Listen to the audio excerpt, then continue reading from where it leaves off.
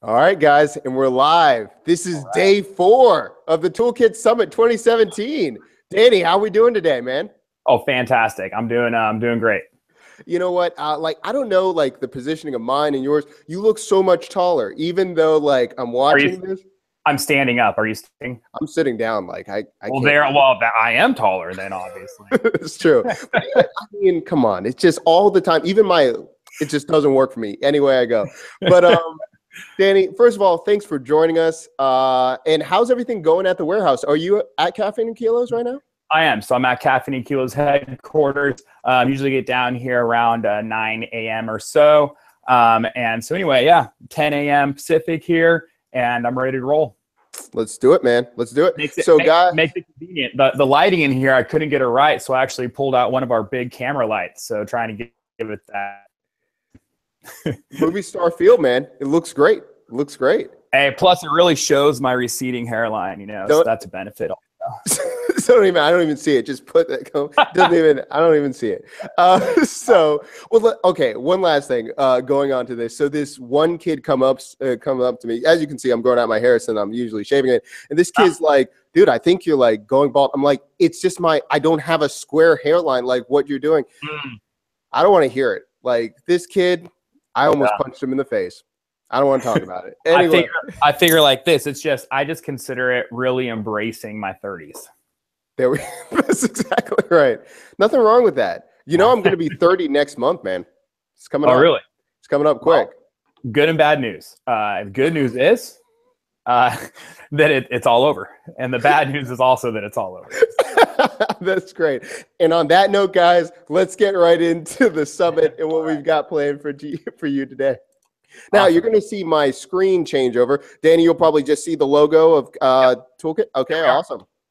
Cool. So, guys, again, welcome for day 4. We have just had 10 presentations in 4 days. I am running on 2.5 hours of sleep every night, but this is for you guys. We're making it happen. And a lot of people have said this is one of the most stacked lineups. We've already had AJ Richards, AJ Roberts, we've had Travis Mash, we've had Christmas Abbott, we've had Fitness Break Room, Zach Evanesh, and now we have Danny Lear on the program. So it just keeps getting better and better. So here we are doing this for you. We are doing this for fitness professionals bridging the gap to grow their business. So many times we see people get the strategy to start their business, but they get stuck. They don't have the tech. They don't know where to go. So this summit is a business summit for fitness professionals to get you to your goals and where you want to go. So this summit is perfect for you if you're trying to change your passion for fitness into a business, if you're creating a side hustle, or if you're just frustrated with building your business. This is the perfect summit for you. So remember, you're going to be in different places of your business or your ideas. Go to the right presentation for you, but throughout all of these different presentations with all of the presenters, you're going to pick up nuggets that you might not think it applies to you, and you'll be like, oh my God, like I didn't even think about it that way. So remember, take the time to really look at these different presentations, find the one that works for you, and take notes, guys. I want physical notes, not just some kind of, Evernote. Take out some notes so you can doodle, so you can start brainstorming, because you're about to be in for a treat today. So we're talking to Caffeine and Kilos, the CEO, Danny Lear, and also the co-founder of the Toolkit. And we're talking about bootstrapping a startup. So Danny, the floor is yours. Take it away, and we'll get into this, man. Okay? All right, sounds good. So like I said, we're going to talk about kind of bootstrapping a startup here and what that looks like. So it's harder than people think, but it's also easier than people think. And this is what I mean by that is it's harder because you don't have this big influx of funds that you can work off of. So you have less room for error and really ultimately a shorter fail cycle if things aren't working out because you don't have this big financial backing. When we started Caffeine and Kilos, we started with zero money. We actually put a deposit down on a facility to host a competition, and that deposit was applied, and we're supplied, I should say, by our friends at American Express. Okay, and so little credit card there. And then the event went well. We obviously got that taken care of right away. And from then, we have never had any debt. And so we've also haven't taken on investors. So it allows you to be more free, allows you to do some more things. And it also kind of forces you to stay lean in certain areas. However, it also forces you to be creative with things. And so I'm just going to kind of talk about the way to have success with those kind of boundaries that you have on you. Okay. And as you can see on the title, it says bootstrapping a startup where quality is job number one. Okay. Like that is the most important thing. And that's what we're talking about. During the talk, it's going to be a lot of kind of broad overviews. And at the end, we're going to have some time to get more specific. So if you have any questions, or if I go over something and you think, man, I'd really like to know more about that, or can I get examples of that? At the end, just ask. And I'd love to get into anything specifically. I'm not going to hold anything back. I'm not going to try and hide little secrets or whatever. It's just, in order to get through the amount of stuff, it's going to be a little more broad, and then we can dive in deeper on different things as those opportunities arrive. So we're actually going to start with a little riddle. Okay. So if you're at home, seeing that screen there, so everyone's looking at that. What is the riddle? What are we trying to say there? Okay. On the next one there, Doc. There it is. What's that riddle? Anybody know what that riddle is? It's here to do number one on the list. All right. That is same thing. Let's go to the next one. Q equals J1.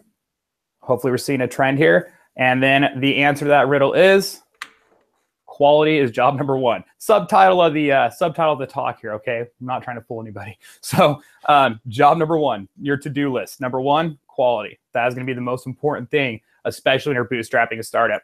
A lot of people talk about with startups failing fast, or just getting something out to market and then seeing how it flies and that type of thing. Well, that works well if you have funding and you can afford to kind of have some glitches and some errors in there. However, when you don't have a bunch of funding behind you, putting out a product that's not where you want it to be just to see if it takes, I don't think is the right way to go about it.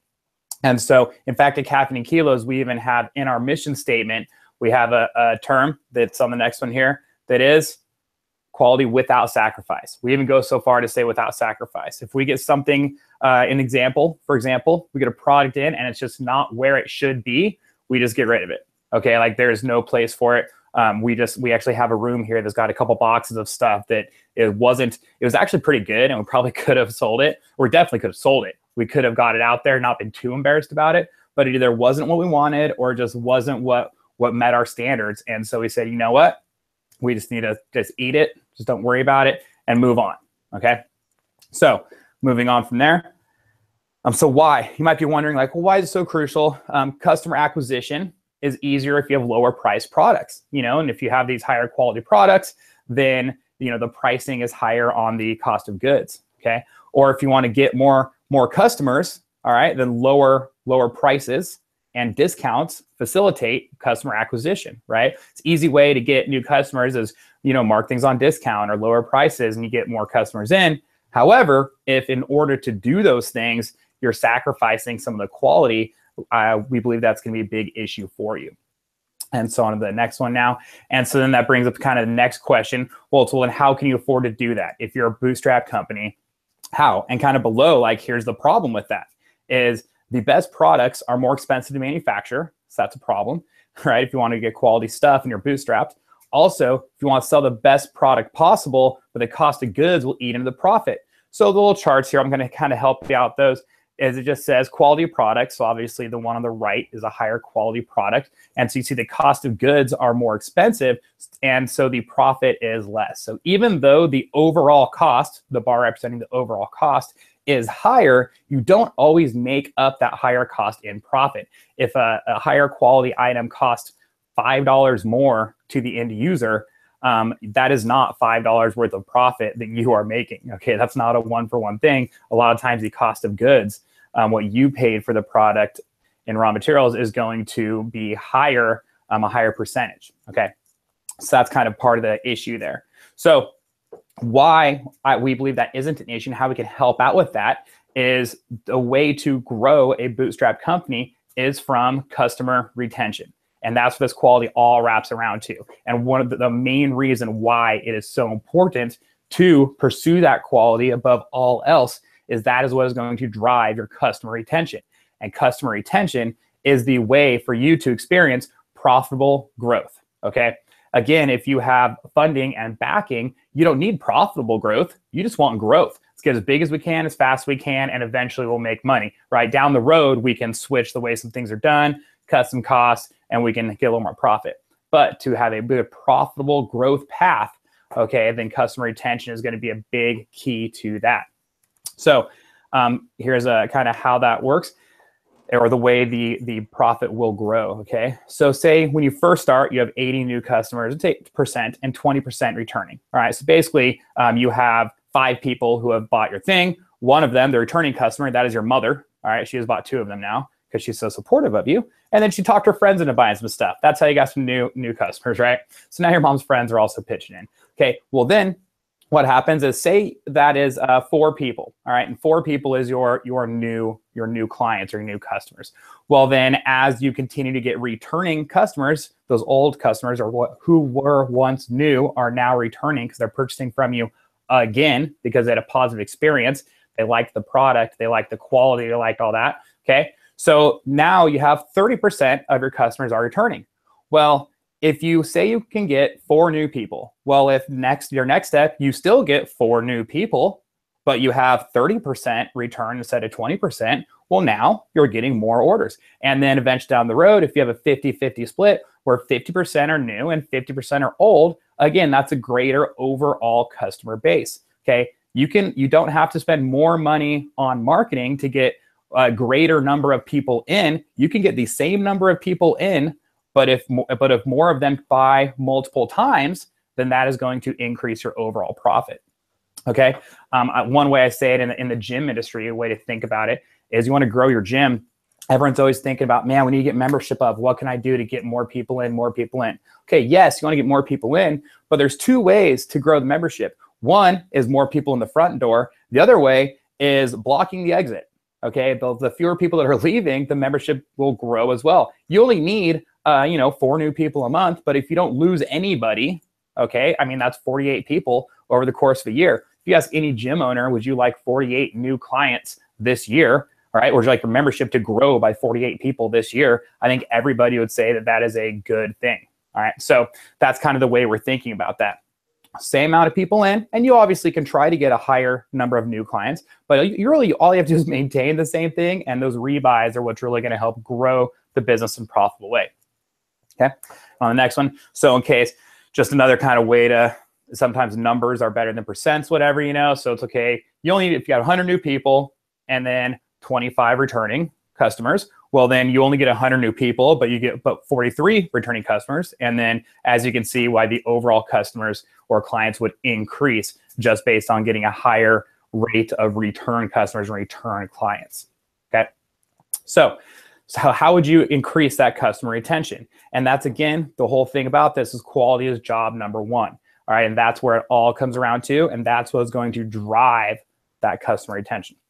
So top-notch product, okay, and that's what the whole thing kind of comes around to here. If it breaks, okay, they're not going to buy it again. If you purchase something and it breaks, or that could be a figurative thing as well. If you hire somebody and they don't do a very good job, maybe you get broken, maybe you get injured because they did a poor job training you, or whatever's going on, or you wash a shirt one time and it completely falls apart, or it fades out or whatever. So high quality products, and then because again, as it says there, you can sell a cheap product to anyone. And that is exactly kind of the point there, is you can discount things and cut your costs and get in a cheaper cost of goods sold, which will allow you to turn around and sell it at cheaper. However, again, they will not rebuy that item probably. If they buy something and it breaks or it's just shitty, they're going to buy it from somebody else if they repurchase that product again. Okay, and so that is not going to help your overall growth. Next thing is great customer service, because even with the highest quality stuff, things do happen. You are responsible for the package showing up if you're shipping something to your customer. Yes, USPS or UPS may have lost the package. That is not the customer's fault. Okay, that is ultimately your responsibility to make that right. Okay, so what you do is you can turn those upset customers anytime you get anything from anybody complaining. the number one thought should be, how can I turn this upset customer into one of our best customers, into a return buy? How can I make this person who currently is upset at us a fan for life? Okay. And so that all comes around to live by the golden rule. Put yourself in the customer's shoes. You just got to step back and think, okay, even if what they're saying is ridiculous, because they don't know what's going on. They have no idea what's going on in your business. They don't know what's going on behind the scenes. All they know is I paid for X, I got Y. That's it. Even if it's their fault, if their expectations are wrong, whatever's going on, that's ultimately your job to fix that. So think, okay, if I were the customer, I expected X, I got Y. All right, what can you do to then make that customer be a fan for life? How can you turn that around? Okay, and it's pretty much whatever it takes, it's worth it. And then community.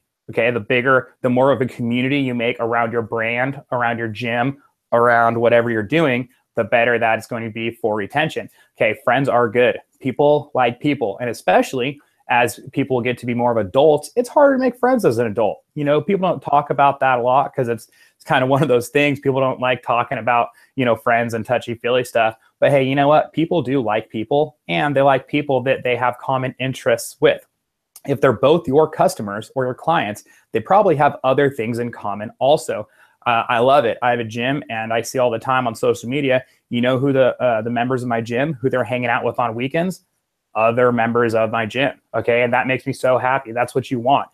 Even if you have, say, like Caffeine and Kilos, where we sell products online, you have an e-commerce business, what can you do to kind of make people feel like they're part of the community, right? So we say the lifestyle of the movement, right? Like be a part of the movement, be a part of the lifestyle of fitness. Okay. We're all part of that. Anyone who likes to move a barbell, likes to work out, likes drinking coffee, whatever.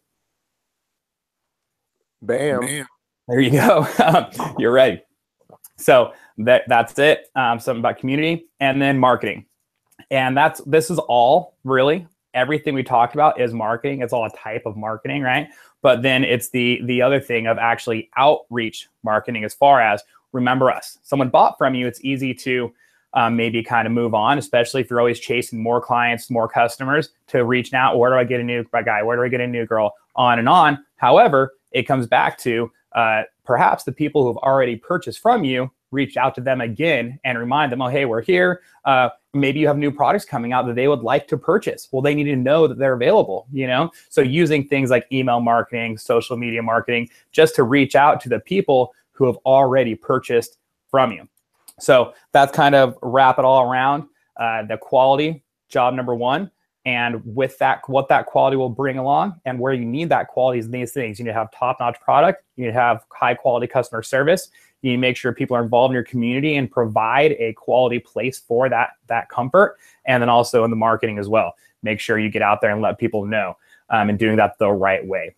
So all of those things will increase your retention, increase your returning clients, which will increase your overall profit, which will allow you to have profitable growth. That profitable growth is what's going to allow you to grow a bootstrapped company. So again, there's kind of a lot of stuff going on in there, but it all comes. And one more thing also I just remembered is that you want to focus on that lifetime client value, right? So how much a customer pays you, not just one time for one purchase, but how much they will pay for your goods and services over time. Okay. And so the more customers return, the greater that value is. So now if you do spend dollars on advertisement, on marketing, you're not spending $5 to get a customer who buys once. You're spending $5 to get a customer who buys 3, 4, 5 times. So then their per purchase marketing dollar will be less as well. So anyway, again, that all kind of wraps around to retention, which quality is really the heart of retention. So if anybody's had any questions, I'd love to answer them. Or Doc, do you have any input on that or any questions? Yeah. So first of all, I love what you just said. Hey, by the way, am I echoing? It sounds good though. It's like the Wizard of Oz. Oh, okay. It's what you want, actually. Really? It puts you in a position of power. Oh, I like it. Then I'm just going to continue then. Yeah. So when you were talking about that, how long does it take to change the numbers, like the 70-30? Going up to the 50-50, how long do people have to be in business before that happens? Well, that depends on what type of products you sell or what type of service you offer. Okay, so for example, Say you sell cars. How often does somebody buy a car? All right, you probably only buy a car every couple of years, if that. Okay, so then those return customers, that exact same customer isn't going to return for a couple of years. So it'll take a little more time to get that returning customer up.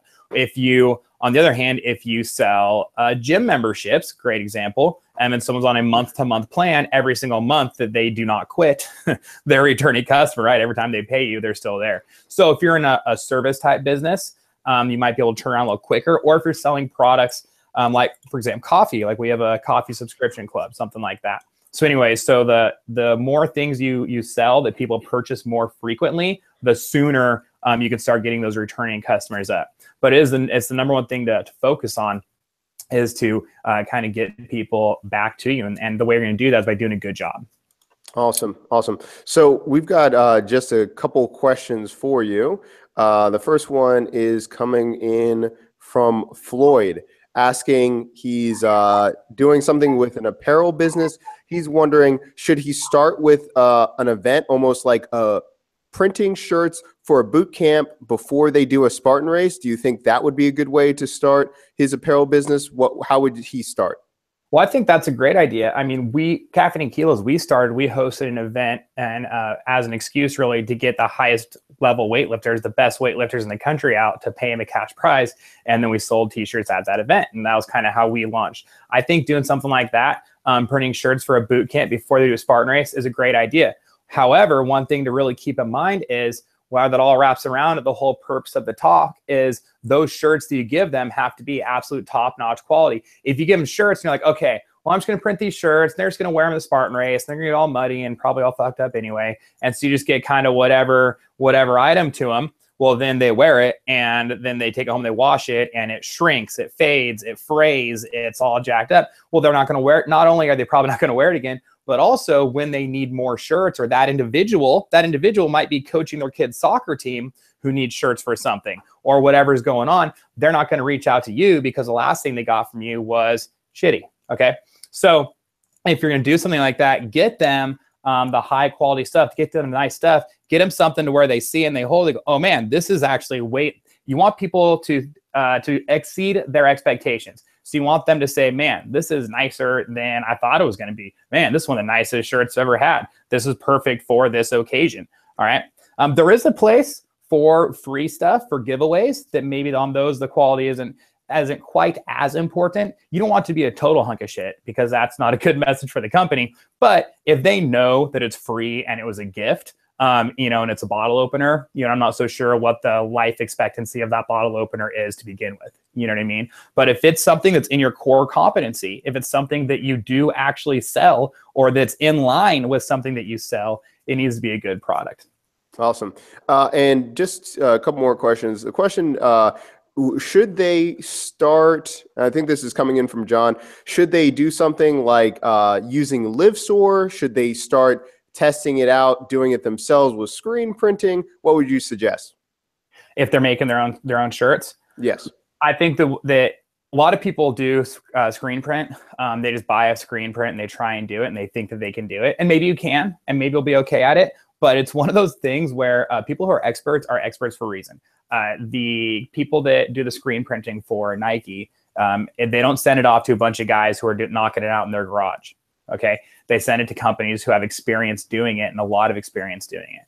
And so I think that it really does pay off in the end. It is worth it to get it done the right way by a professional. So that's what I would do. I'd get some blank shirts. I'd find a local printer who is good and has some experience, and I'd see some samples, you know what I mean? And I'm not saying that everybody that does in their garage is terrible, but chances are that it's kind of like a side business for them. I would go to someone who is a professional and is going to do a good job. And that's really going to be the biggest difference. Yeah. I was one of those people in the garage, and it was terrible for my gym. It was, well, I'm not sure if you ever knew this, Danny. There was my first gym, CrossFit Hagerstown. I thought it would be hilarious if I had a bear flexing one arm, breathing fire, and holding a kettlebell. Well, it is awesome. I thought so.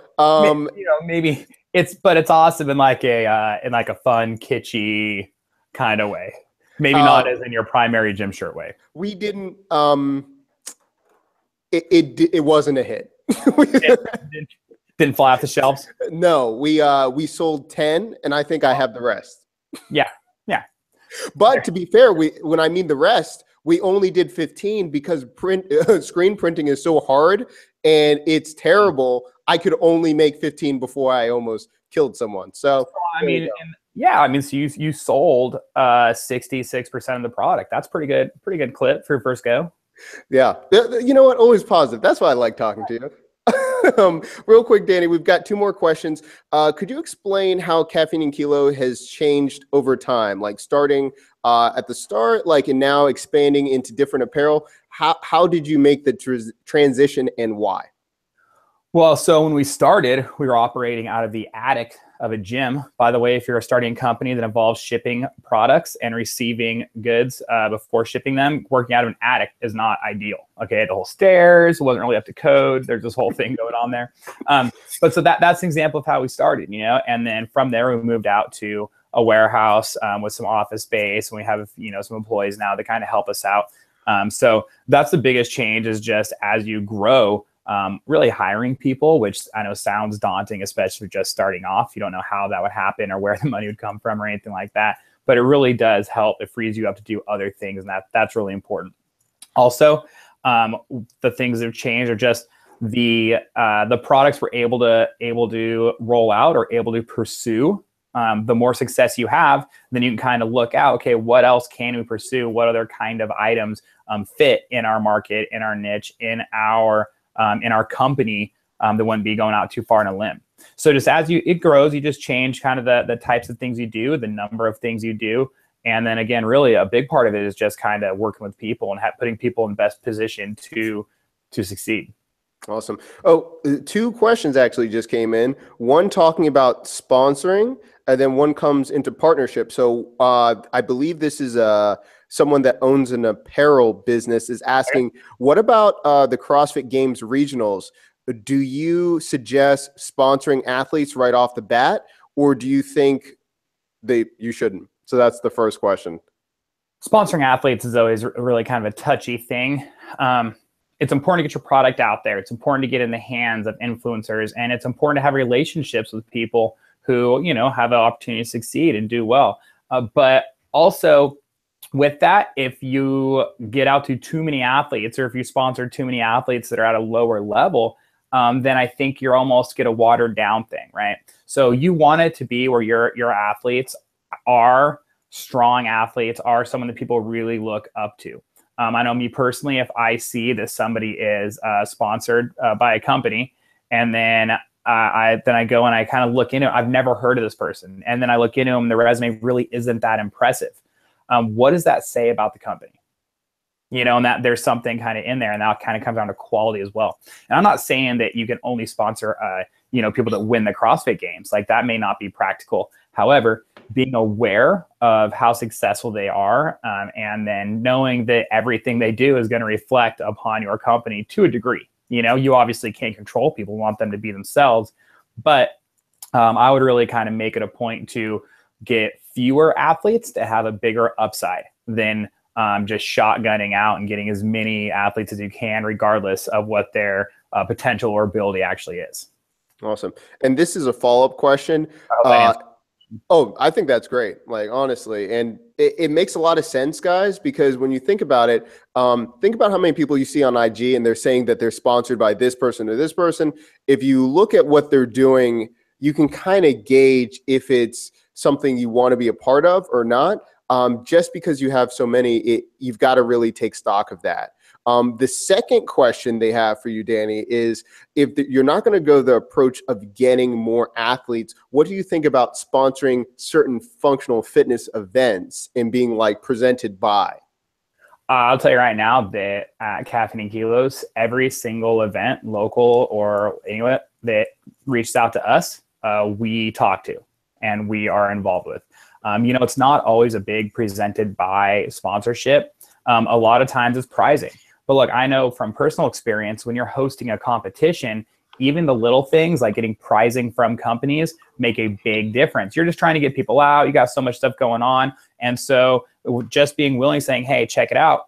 You're going to have 6 placers. You got first, second, and third in scaled NRX, whatever. So here are 6 items, whatever you make, socks, hats, bags of coffee, gift cards, whatever it is, you know what I mean?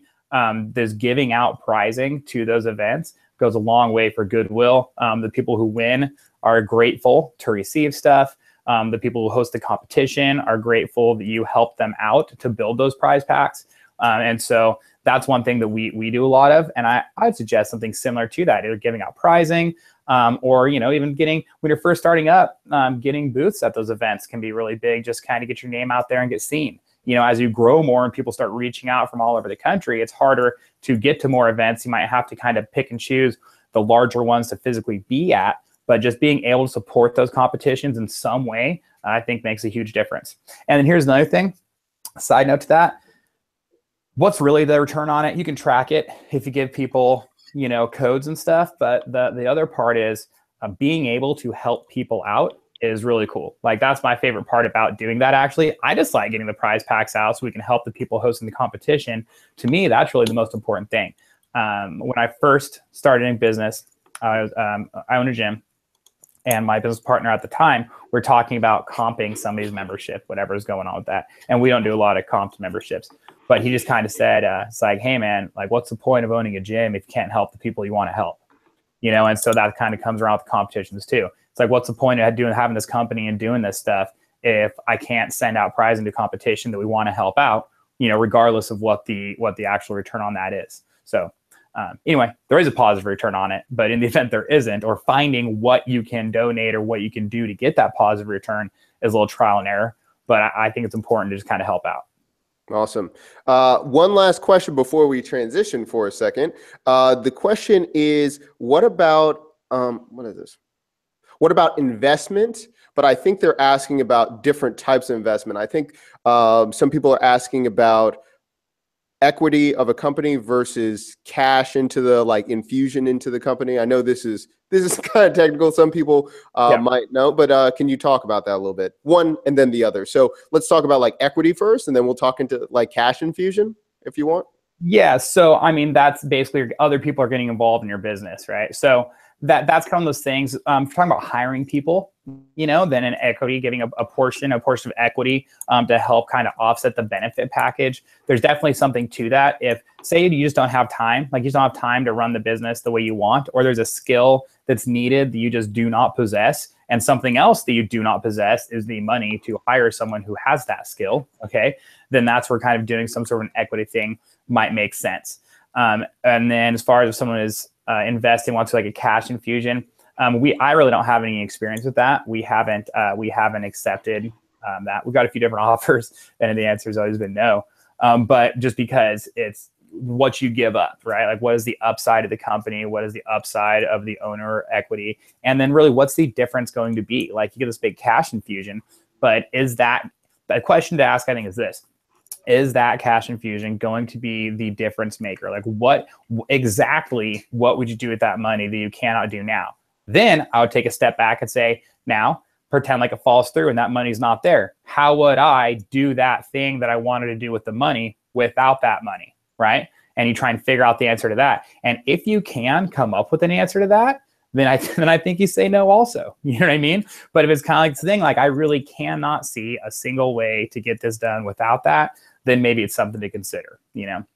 Excellent. But I'd be really hesitant with that because, again, it's easy to be like, oh, we'll just give them whatever, 5%, 20% of the company. But then you never know where that's going to go. And then also you're saddled with this person who you may or may not like that much or agree with their thoughts. Remember, they then are going to have a say on everything that happens. They may say they're not going to, but then all of a sudden something comes up they don't agree with.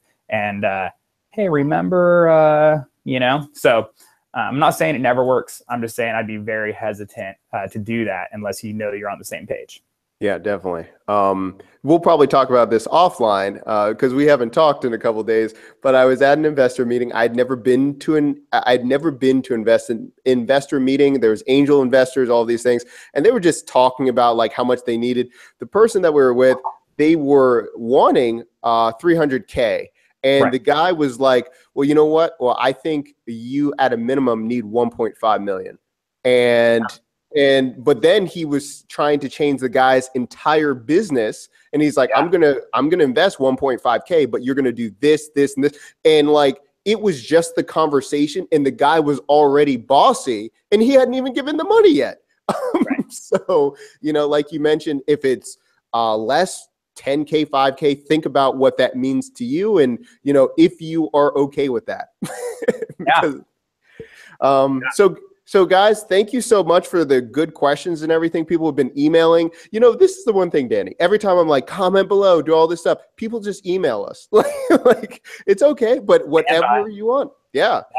But thanks so much for being here, guys. Remember, you can follow up with us, and let's talk about the reason why we're doing this. And before we transition, again, Danny, thank you so much for your time and for being here. Absolutely. Thanks for having me. So guys, I'm going to share my screen for a second. We're going to go back talking about bootstrapping a startup in Caffeine and Kilos, but we're also going to be talking about, just for a moment, why we're doing this and what's the point of this. Well, the reason we came together in this is we saw a problem. We saw fitness professionals don't know where to start in order to make money. And really, it was boiled down to three main reasons, honestly. It was the time. So many different fitness gurus out there on IG that will tell you what to do and say they understand business. And also, too, it's no clear direction. With an influx of so much information online, everyone has an opinion, and you can get so much information, but it actually decreases the way that to go the right direction. There's just so much noise out there that it's hard to understand where to go. And the last thing is, there's no plug and play products out on the market to get started, just like Danny was talking about, how to get your business in the right place, how to really start doing the right things with apparel business, bootstrapping any type of business. So with that, we saw a real need, and so we came up with something to really help. And that is what we do, is we teach entrepreneurs essential tech for fitness entrepreneurs. So we show you how to run your online business and how to expand without needing to sell your left kidney in the process. Danny, can you, like, when you were going through, you had to figure it out. You probably tried a lot of different systems that didn't work, correct?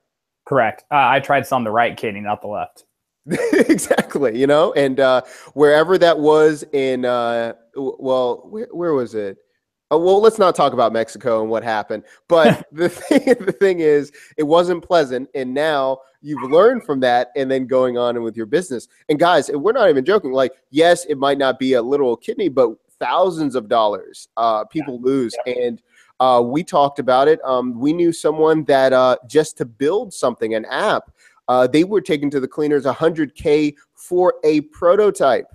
So literally, it can mean your life savings a lot of times with this tech. So what we did was we tried to remedy that by educating you and showing you that there was another way of doing this. So there's two good-looking people right there.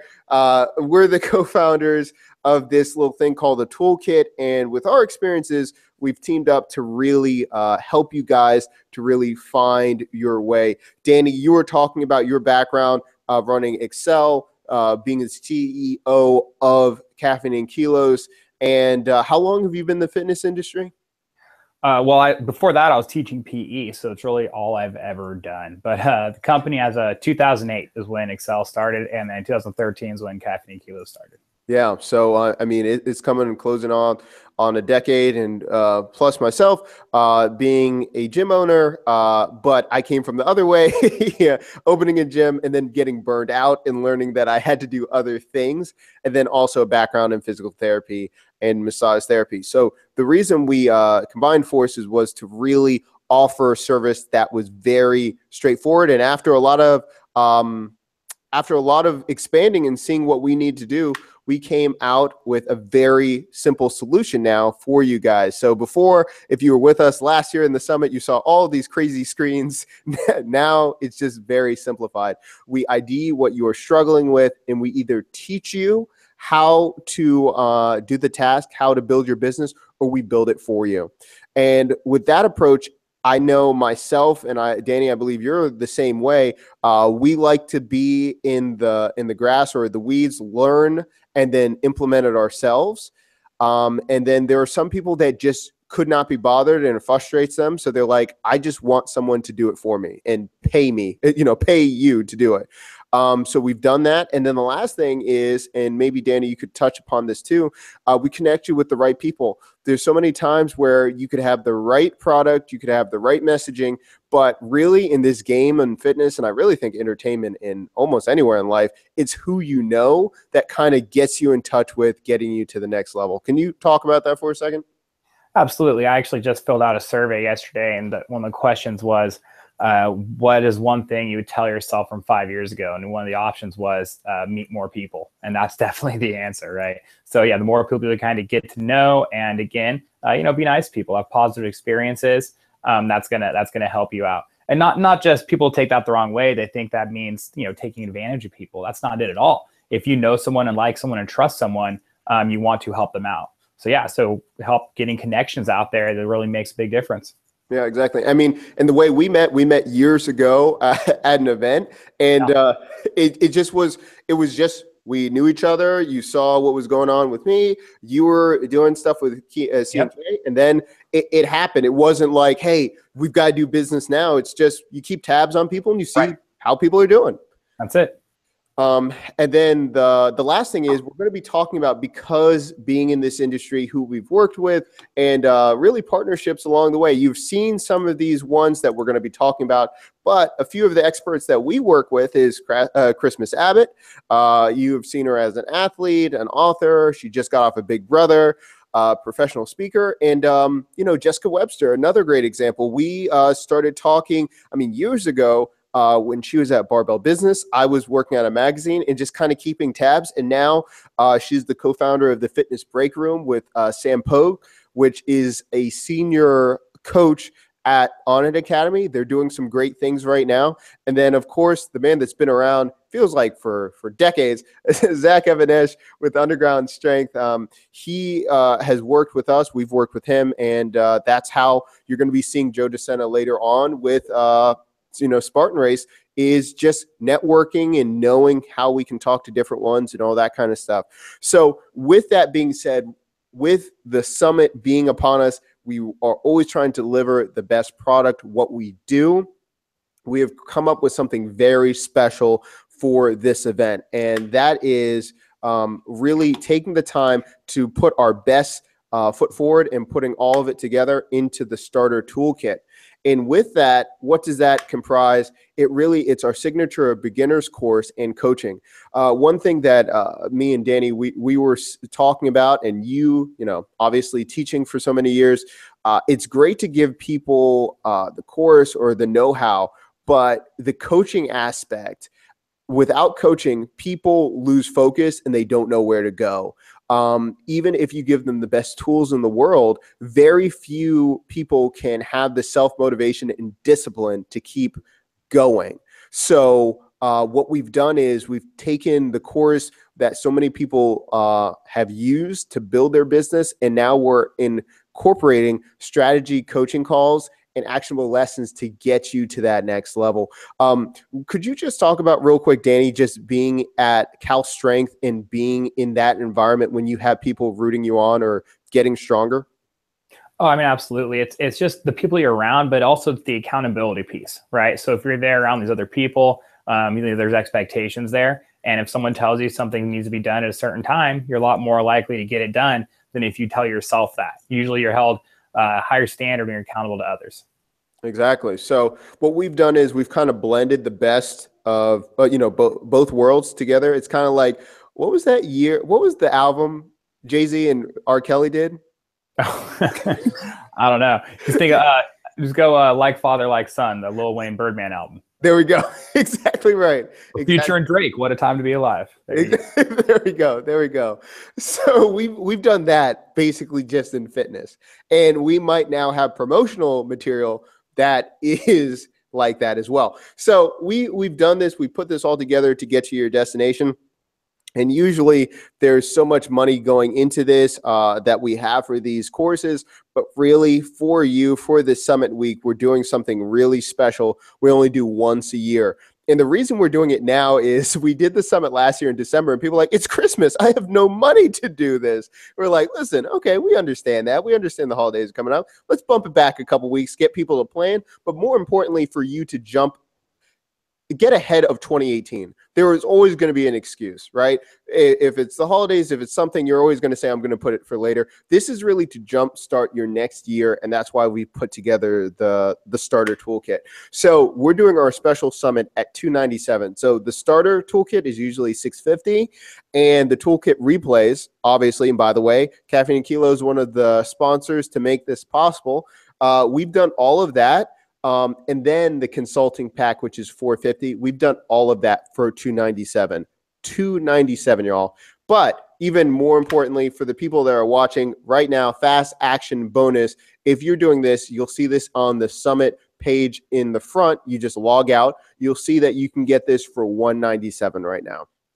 So make sure that you're taking the time.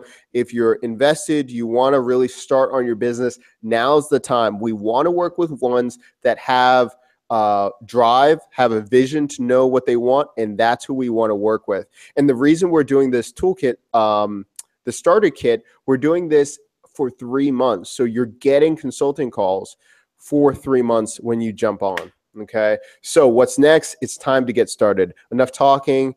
And start working on your goals. Obviously, I made this slide at like 3 in the morning, so pardon the grammar. But we see that this is the time to start right now. So make sure that you contact us. Let us know how we can help. And guys, remember, thank you so much, more importantly, that you took the time to be with us this afternoon or this morning, wherever you guys are watching from around the world.